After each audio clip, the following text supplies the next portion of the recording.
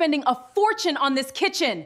Look at you, standing there in that warehouse jacket. I deserve so much more than this life. You will never be successful enough. This whole marriage is a complete joke. Unaware I was the richest black man in the city, my wife divorced me for being too poor. 3 days later, she came begging. She told me I'd die exactly as broke as I'd lived, that she was done pretending a warehouse job was ever going to be enough for a woman like her.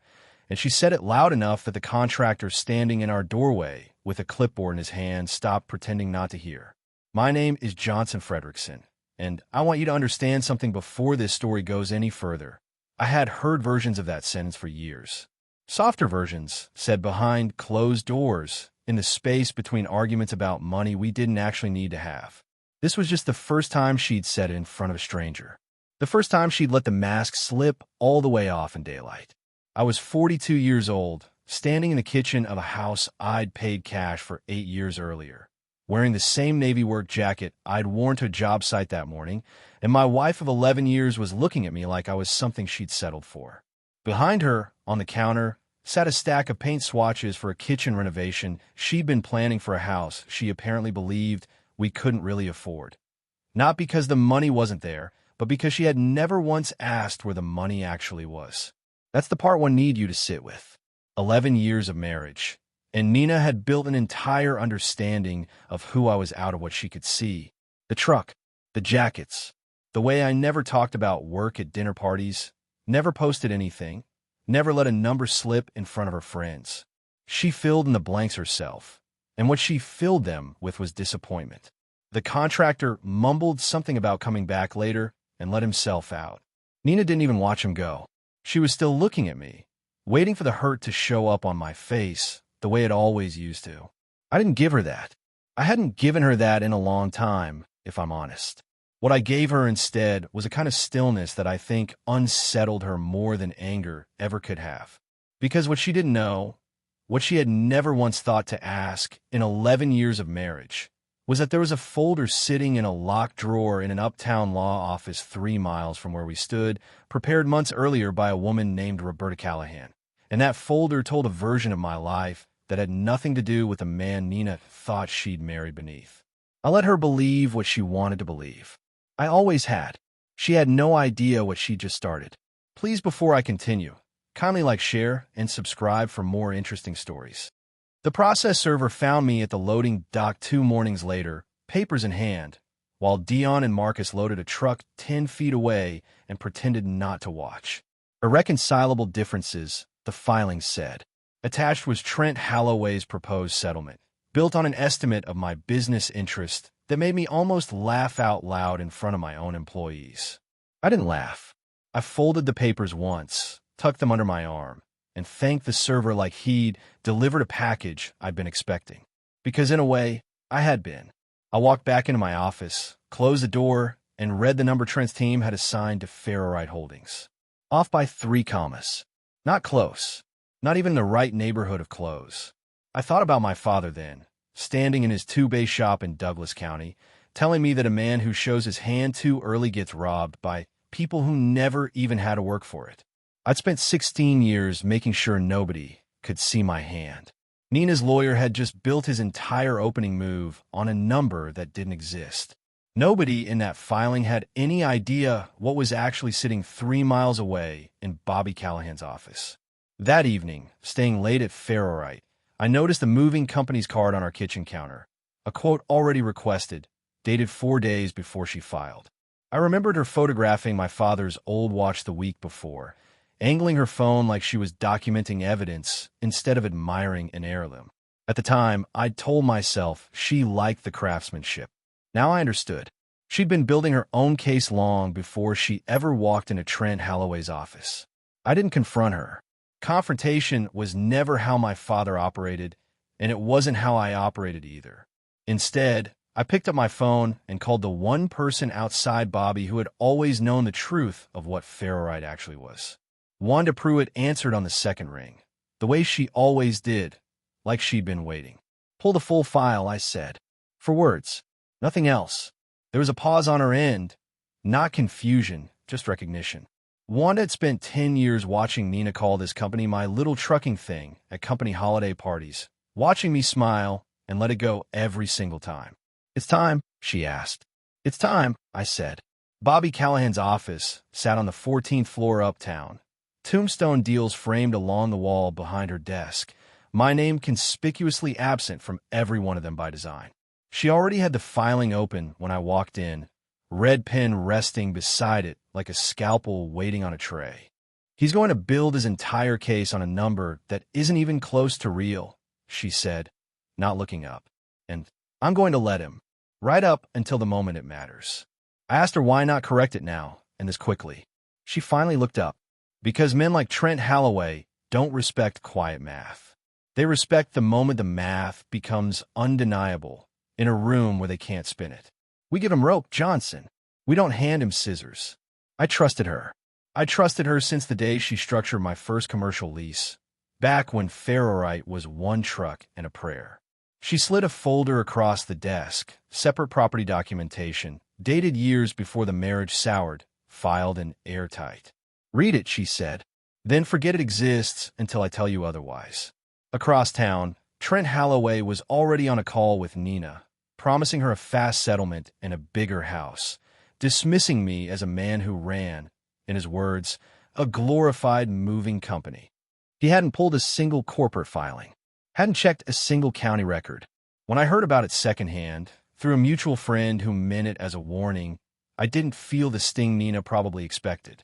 What I felt instead was a strange, settled calm, the specific stillness of watching someone build a house on ground I already knew was about to give way. I thought about Earl Whitfield then, my old mentor, retired now outside Rock Hill. Earl had made the opposite mistake 30 years ago, flaunted his fortune, married a woman who wanted the number rather than the man, and lost half of everything when she took it. "Build quiet, build deep," he told me once, hands still stained with concrete dust. The flood only takes what you left sitting on the surface. Trent Holloway had no idea he was standing on the surface. 3 days before the hearing, I did something small. I fixed the hinge on our front door, the same door Nina had slammed on her way out to meet her lawyer. My hands knew the motion before my mind caught up to why I was doing it. While I worked, I found an old photograph tucked in a stack of unopened mail, my father and me, standing in front of the very first truck I ever leased, 16 years old and rust-bitten, parked outside a bay he'd co-signed for because no bank would touch a 26-year-old with nothing but nerve. I hadn't seen that photo in years. I didn't know who'd mailed it, or why now of all weeks. I carried it to ferrorite and slid it into my desk drawer, telling no one. That same night, 3 miles away, Nina sat across from a friend with a glass of wine, laughing about how embarrassingly easy this settlement was going to be. She'd already picked out paint colors for a house she thought my absence would buy her. She had no idea the drawer existed, no idea what was in it or what it meant. Some things you don't explain. You just keep them close and wait. The mediation session took place in a sterile annex room at the family courthouse, fluorescent light flattening everyone's face into the same gray exhaustion. Trent arrived with a slim folder, confident in its thinness. Bobby arrived with 3 sealed exhibit boxes she never once opened. Nina sat beside her lawyer in a blazer I didn't recognize, already dressed for a life she assumed was coming. The mediator, a tired man with reading glasses pushed low on his nose, ran through procedural formalities before setting the date that mattered. The full financial disclosure hearing, 72 hours out. Nina's face lit up at the speed of it. Fast meant easy in her mind. Fast meant Trent was right. I caught Bobby's eye across the table. She gave nothing away, but I understood the message anyway. 72 hours. I thought about how strange it was that the very cruelty Nina had hurled at me in our kitchen, that I'd die exactly as broke as I lived, now sat balanced against a countdown clock she didn't know she'd started herself. 3 days. The same 3 days she'd once used to describe how quickly this would all be over. She had no idea how right she was going to be, or how wrong about everything else. Judge Miriam Oakes's courtroom held the particular silence of a room where people are trying not to look nervous. Trent checked his phone twice, still smiling at whatever confidence he was carrying. Nina's hands stayed unnaturally still in her lap. Bobby set a single unmarked flash drive on our table and said nothing, which unsettled me more than if she'd explained herself. Judge Oakes reviewed a document stack noticeably thicker than either side had submitted, her pen tapping once against the folder's edge, a small, precise sound in an otherwise silent room. I thought about my father then, how he used to say that the quietest people in any room were usually the ones who'd already done the math everyone else was still guessing at. Judge Oakes looked up and asked for Wanda Pruitt to be sworn in, present as a subpoenaed records custodian, there to confirm the authenticity of an audited holding statement I'd never once shown Nina. Trent leaned back, still smiling, certain nothing on that statement could touch his math. I watched Nina's jaw tighten slightly, the first crack in her composure. She still thought this was about a house. Wanda straightened in her seat. The room went still, waiting. Judge Oakes read the figure into the record without inflection, the way she read everything. Ferrite Holdings and its associated real estate portfolio, independently audited, placing my net worth well into 8 figures, among the wealthiest individuals in Mecklenburg County. The room didn't gasp. It went silent in the specific way rooms go silent when no one trusts what they just heard. I kept my face still. 16 years of practice held. But inside, something fractured quietly. Not triumph, the thing I'd braced myself to feel, but grief. My father never lived to hear that number said out loud in a room like this. He died believing the shop still smelled like the same rust and motor oil it always had, never knowing what his lessons had built. I blinked it back before it reached my face. Trent's smile hadn't fully collapsed yet.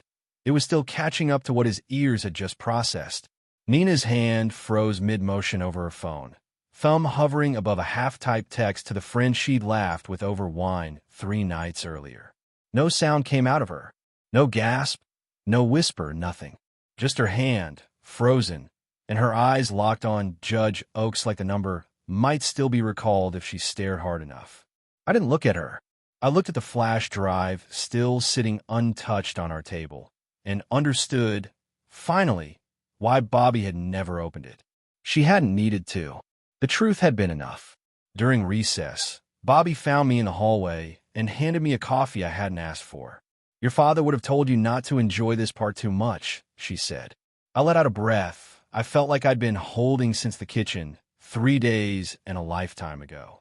Down the corridor, Nina was talking fast and low to Trent, her voice pitched somewhere between panic and control.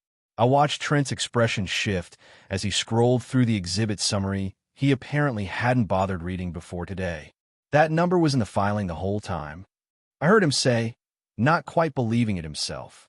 It had been, buried in plain language, in documents his own office received weeks earlier. He'd built his entire strategy on an assumption he never verified, because a man in a 9-year-old truck didn't fit the profile of someone worth checking. Nina caught me watching. For the first time in years, I couldn't read her expression. Not contempt, not the practiced disappointment I'd grown used to. Something closer to recalculation. Like she was running the last 11 years back through her head with new numbers attached. I finished my coffee and walked back toward the courtroom. Whatever she was recalculating, it was 3 days too late. Bobby walked the court through the separate property documentation methodically. Trusts and carve-outs I'd structured years before the marriage ever soured. Each one dated, filed, and unimpeachable. Trent objected twice. Both were overruled before he finished his sentence.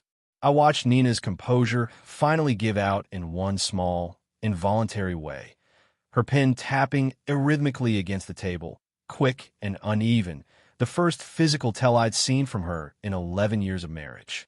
Bobby closed her argument without raising her voice, the way she always did. My client built this company alone, protected it deliberately, and never once represented it as anything other than what it was, she said. The evidence speaks for itself. Then, quieter, almost like it was meant only for me, build quiet, build deep. The flood only takes what you left sitting on the surface. Earl Whitfield's words, carried across 30 years and through Bobby's mouth into this room. Nina's pen kept tapping. Trent had stopped objecting altogether, staring at documents he should have read 3 weeks ago. I thought about how much of this outcome had been decided years before Nina ever said a cruel word in our kitchen. decided in boardrooms, in filings, in a young man's decision never to be flaunted.